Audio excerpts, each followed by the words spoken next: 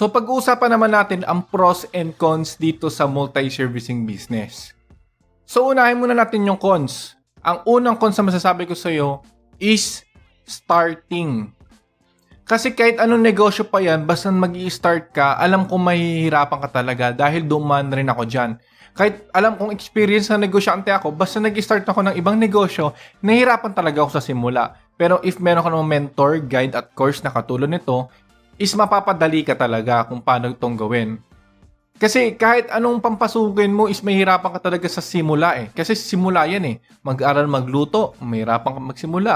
Mahirapan mag-aral kung paano mag-basketball, mahirapan ka sa simula. Kung paano maglinis ng kotse, mahirap sa simula. Kahit ano pa yung gawin mo, basta nag-start ka pa lang, I can guarantee you na mahihirapan ka talaga sa simula.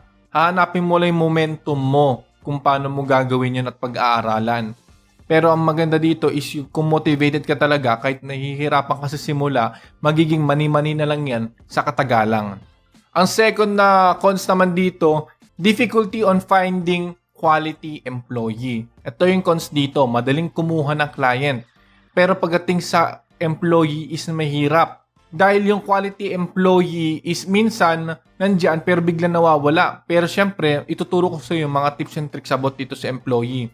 Pero kahit magbigay ako ng tips and tricks, meron pa rin mga certain na tao na hindi mo masasabi na untrusted talaga. So this is the only cons dito sa multi-servicing business is finding a quality employee. Pero once na nahanap mo yung quality employee, okay ka na. You can set for life. Pero magtuturo pa rin ako kung paano maghanap at kung paano hawakan at marami pang iba. So the last cons dito sa multi-servicing business is you don't receive any benefits. Like pag-ibig, PhilHealth, kuryente, wifi, bayad mo lahat yun. No?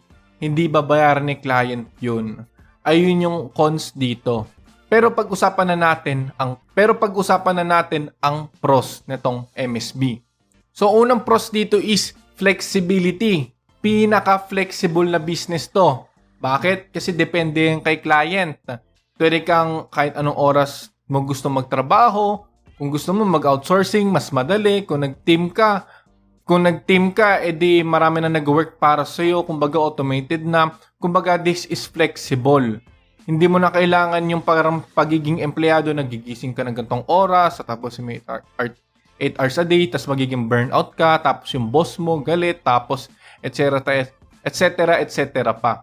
So dito is flexibility. Ang second pros naman na pinakagusto ko sa lahat is malaki ang kinikita. Sobrang laki na kinikita dito guys. 100,000, napakalaki nun sa atin yun. Actually, negosyo pa nga na nang umabot 50,000 net profit in just the first 2 months. Sobrang laki na yun eh. Actually, yung Jollibee nga, it can take years bago mo mabalik yung puhunan mo sa franchise. Pero dito, napakalaki ang chance na kumita ka kagad depende sa effort na binibigay mo. So dito, higher pay. So dito, walang limit. Meron akong estudyante na kumikita 3 million a month. Meron estudyante na kumikita 800,000 a month. So dito, posible lahat. Depende yan sa'yo if kung gaano ka ka-dedicated, kung gaano mo binibigyan ng pansin atong business na to, at kung depende sa'yo if kung gaano ka ka-motivated. So, ayun yung mga pros and cons dito sa multi-servicing business. So, see you on the next chapter.